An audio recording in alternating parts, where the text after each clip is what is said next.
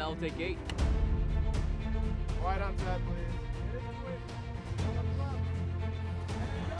Hi, I'm Dylan Sides, and this is Lance Kawas, 007. And, if you guys watched the last behind the scenes video, then I guess you have some simulation of who we maybe are. But I am the executive producer and writer of Revenge of the Mask. I am supposedly the director and co-producer of Revenge of the Mask. Yes. Yes. Supposedly, it's a rumor. Supposedly, it's a rumor. So, thank you guys once again. This has been one hell of a crazy journey from the very beginning all the way to now. That's why we do these. Yes. As a way to show you guys how the hell we actually dug all this up. Depression. Yes. Yes, we're Massive depressed. depression. So, as you guys see, everything that's behind me is all a combination and a culmination of everything that we've basically been working towards in the last, since April? Yes. It was principal. We started production on this project back. Yeah, don't. Hey, Mike. You're annoying. Hey, Hey, this is, you're on. is a very patient human being. Who? Well, you are, just letting you know that you're on the behind the scenes right now of the movie. What, you mean live? No, not live. All right, let me get back to you on that, bud. I got to finish this up. Yes. All right, talk to you later. All right, bud. Okay, so winding back, what was I saying before that call? You were saying how good-looking Lance Kawas is as a director compared to other directors. So, the second step in pre-production was basically the special effects.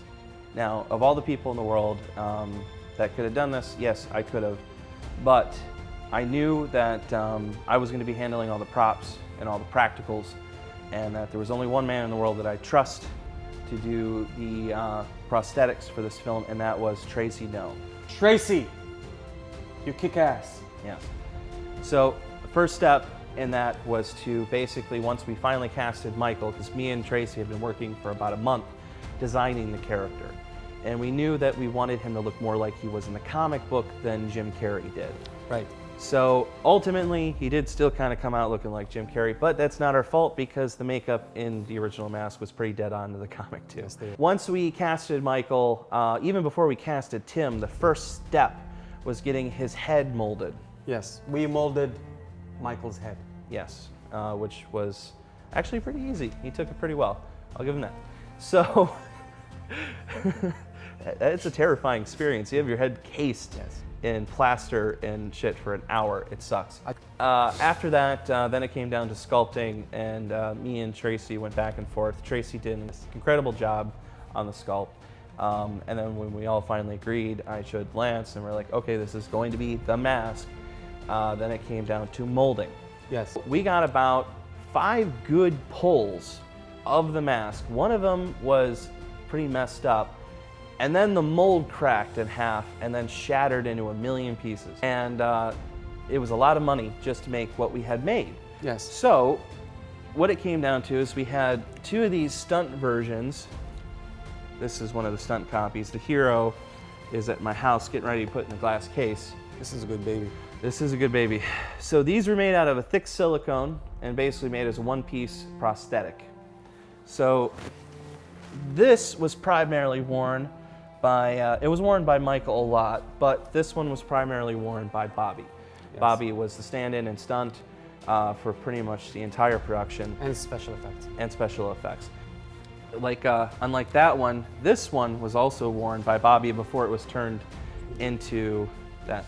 So you could really see the difference, and I don't know if you guys noticed throughout the film, but the mask actually does gradually get physically darker as Yes. time progresses, Yes. to really show that it's not just eroding his, his mental state, but it's physically making him darker. It has a purpose to be as dark as he was covered in blood, so you can see that the blood's cracking off of it now. But the back of his head's all messed up from being shot. And this was the prosthetic that Michael did wear by the end of the film. Yes. I think this was used in about 2 scenes. Yes. And then we gutted it to be put on the puppet. It is. Yes, very dark, very bloody. From looking at this motif, which by the way, I like the display. Yes. Very, very Wonder Woman. You can tell that we were doing something to do with Batman. Yeah, okay. How the production began is basically right around the December area. Me and Lance and Christina and Kyle all came about. We read the original scripts, which I will have part of the script running down the screen now. That's what you're seeing, the original draft. And after the original draft went through, Lance and Athena went through, and Athena Lebestis took and did some editorial notes with it. And then after... Under my guidance. Yeah, after about 2 months of us bickering, we finally came up with a script that was perfect for shooting. Yes. The process was kind of very maniacal, because when Athena looked at the script, she gave me a look like this. Really? In the script, and we started...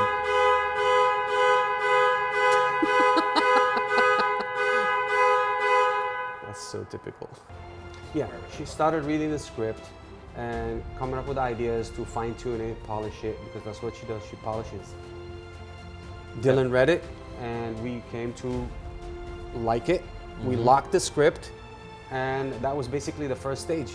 Using combined elements of the stylistic natures of both combined from the film and the comic books, we wanted to create a cohesive look. So the first part was the prop. Yes. Yes. So we had a choice, essentially. Do we use the prop from the comic, Yes. which it was originally a jade crystal mask, Right. which honestly kind of looked like a soup bowl. Right. So, or I didn't like that. did we go with the original prop that Karen Kolaski created, which is I like. that. Yes.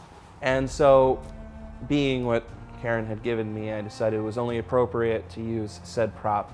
So, basically, the first step was figuring out color. Me and Lance went back and forth on how the actual masks were going to look by the time that they were finished. Yes. And I think this was what, version 7. This was actually not the final version. And I think one of them was completely brown, and one of them was almost jet black. The masks, the creation of the mask, after we figured out an actual color scheme for said prop, really came down to how old do we want to make them look. So I love the look from the original film, you know, little. But I wanted to give the mask a more sinister look, and what we ended up doing was kind of combining the two by also giving the nose a rusted iron look along with a embroidered L. Yep. Which, by the way, fun fact, the L on the mask was an afterthought from Yes. the original film. I totally agree. There originally was nothing there. Yes. It was just a golden L that was painted on. If you can see and, this L, it stands for Lance.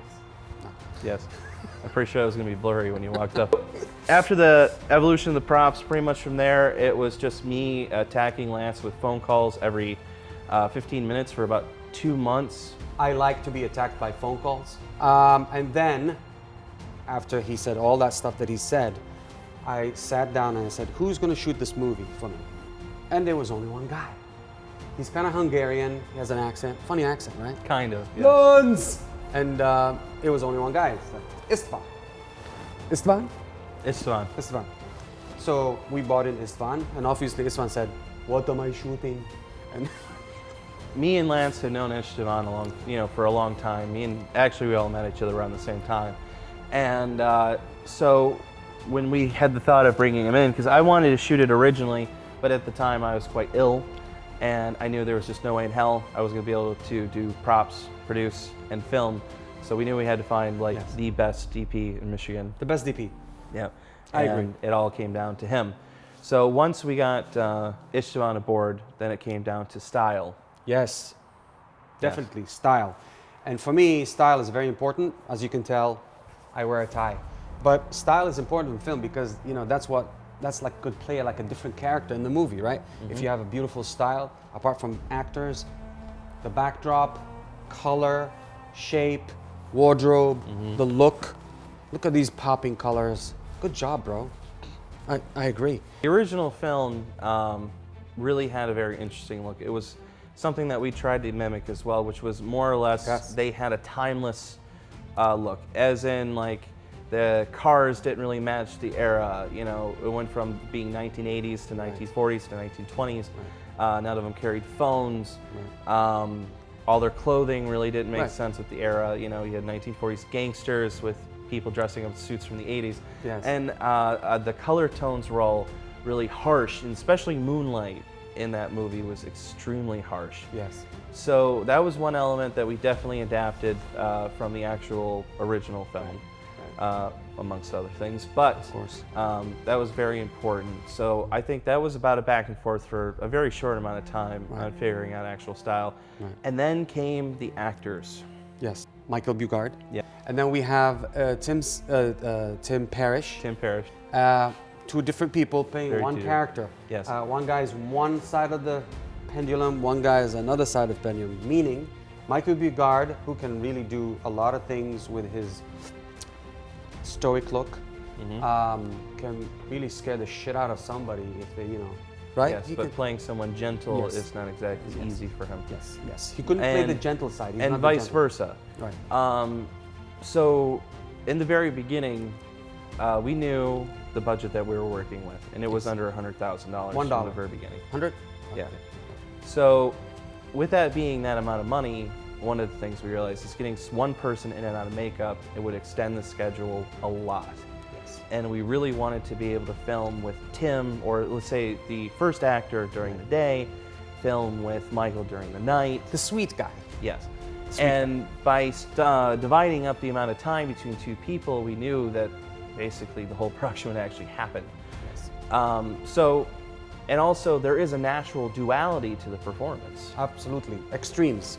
One guy is very timid, calm, sweet. The other guy is very Dr. rancorous, Hyde. draconian, very evil. After we decided that we were going to go with that motion, it all came down to casting. So Michael, I had known from a movie that I'd done with a very good friend of mine, Tim Smith, who is our second AD on this film. Yes, he was. Very good, Tim. And we had done a film together called The Russian Sleep Experiment, which also is a film that has done very well online. Now, Michael, I had met on that project, along with Gary Berner, who plays our resident McLaurin. Yes, he's the lead bad guy. Baddie. Now, after I knew we wanted Michael, and because I'd worked with him before, and in that movie he played a sadistic doctor, and I've seen him play that level of insanity. You're talking about our lead guy, Michael Bugard? Yes. He's fucking insane. Yes. So then it all came down to is finding Alan himself. So Alan came about because we knew we wanted a character, basically a man who thought he was the hero but was actually the villain, so we still wanted somebody who could play Yes. the hero. And that came with Tim Parrish. And Tim is a badass motherfucker. Yeah. We have put him through so much. Here, I got Timmy, who's ice cold right now. I'm so sorry, Timmy. No, you're not. I am. Oh, I really am. This is day one of a project that we've been trying to get off the ground for a very long time. He took it like a man. So without Vaseline. we officially moved on from pre-production to principal photography in April Yes. of 2018. Yes. And Very tricky month in Michigan, by the way, April. Oh, yes. Yeah. Day one, we were supposed to film on a bridge, top of the Yes. day. Yes. Unfortunately, day one did not work.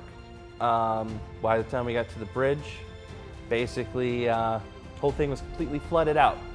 We realized it wasn't going to work. So, Because of rain. yes, day two, we decided to try to come back. Also did not work. Yes. So finally, after 2 days of being behind on principal photography, we decided to suck it up and go out and film the beach scene. Basically, day one was finding the mask. When we got to the beach, it was a little bit cold, but it wasn't bad. And then all hell broke loose. Snow, Yes. sleet, Sleet. rain, hail. And sun. And all at sun. once in Michigan. Within 2-hour periods, it would break up, and then we'd have the ability to film for about 20 minutes, and then have to break down, huddle under our tents that we created, wait for it to stop snowing, and then start up again. By Tim being a badass motherfucker, Yes. is Tim had a wetsuit because that poor son of a bitch had to be submerged halfway in water in what, 40-degree weather? Yes. He asked me if he could go and like warm his body, and I said, no, I need you to be tortured so I can see it on film. Yes. That was it. Tim, you're awesome. I allowed Tim to go to the bathroom, by the way, being the sadistic He's director not that I am. sadistic. So after we got through day one, the second half day one was filming with Michael. And that's when we learned Michael can be Michael. So he plays incredibly crazy, but he can also be incredibly crazy. Go, Michael! After the night of day one, which was also the coldest night of the entire production, we moved on to day two. So after day two, things got a hell of a lot smoother. We moved on. I think the next scene that we shot was the bridge sequence. Yes. Also, Tim, badass motherfucker, literally actually got hung upside down. Well, I on can that explain bridge. what happened. You know, when we hung him up, we had to shoot also like upside down, Yeah. looking up. So we had to get our beautiful and talented and fantastic stunt guy, Bobby! Bobby. Yo! So I said, Bobby, you're gonna go upside down, hold the camera, and shoot it from your perspective over there. But this producer comes up to me. He I said, was what? completely against. Yes, he was. He said, Lance, what are you doing, Lance? I said, director decided, you know, to do this stuff. He said, Oh. what if he falls? What if he this? What if that? I said, we're independent filmmakers. Who cares? If we die, we die. So after that entire sequence really came down to just finishing up and wrapping up the production. And then we finally, I think, wrapped after we came back to film the Viking sequence, link to Viking behind the scenes above. Yes. So after that was finished, we were, for all intents and purposes, wrapped. And we were in post. right. Yeah.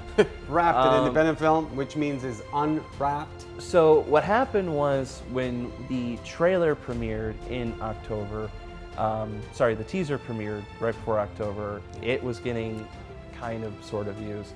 But then when the trailer dropped and it started really getting crazy, we realized that there was things that we wanted to do, but because of time, money, and just really impracticality due to actor scheduling and conflicts, there was just no way that it was going to happen, especially if we wanted to meet our deadline.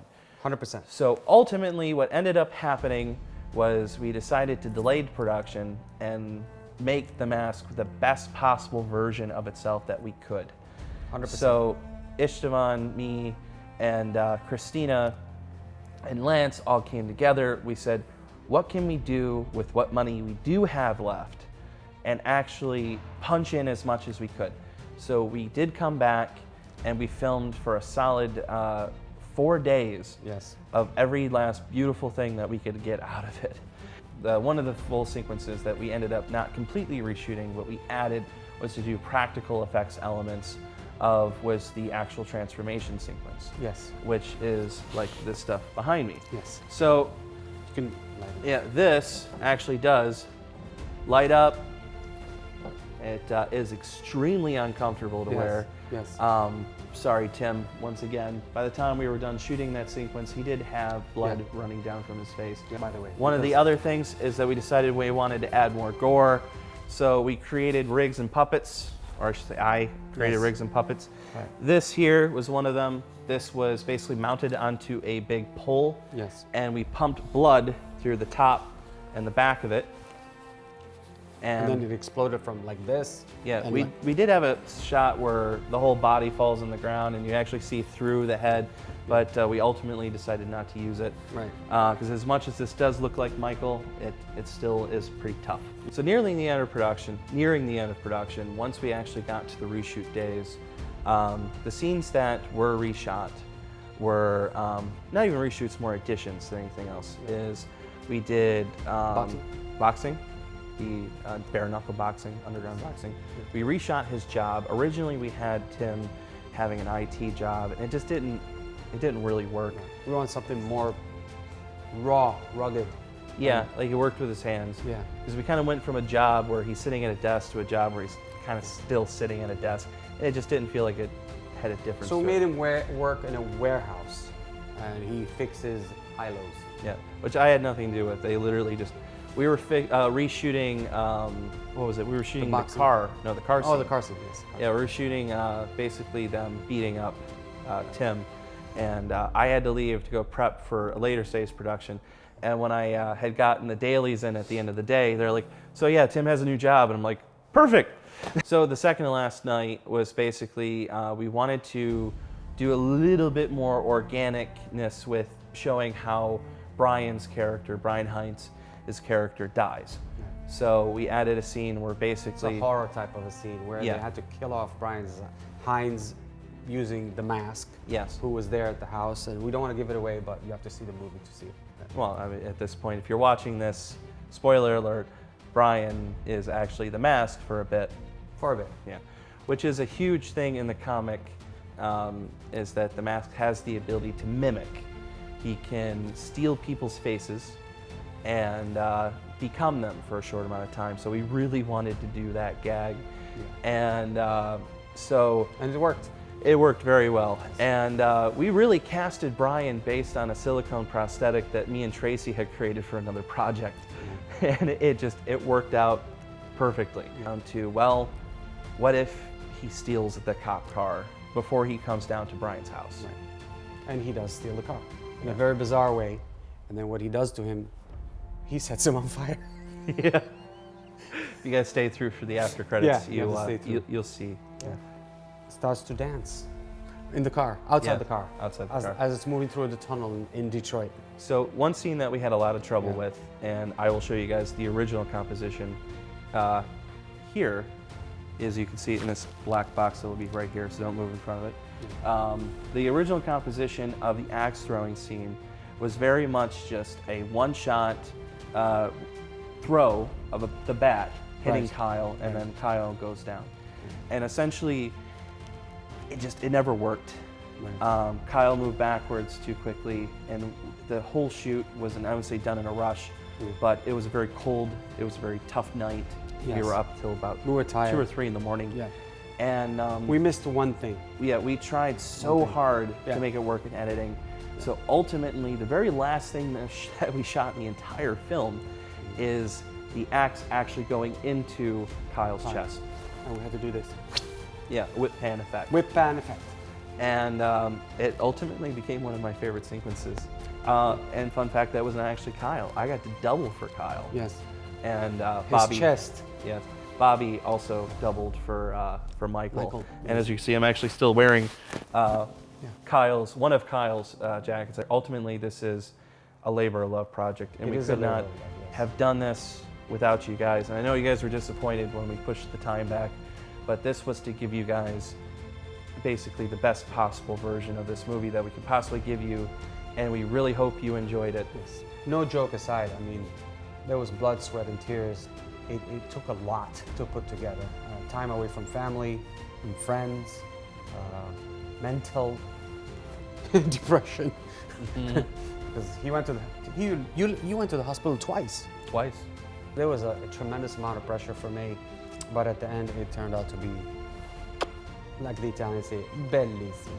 So once again, I'm Dylan Sines, and I'm the executive producer. And I'm Lance Kawaz, the director and co-producer. And this was Revenge of the Mask. Thank you guys. And also, small plug, we will be having a music video that will be following this video. Yes. Please check it out, because there might be something in it that isn't in the film. Yes, and it'll be done by a group that I represent as their manager. They're called Twin Chord. Thanks, guys, and I hope you enjoyed this. Thank you.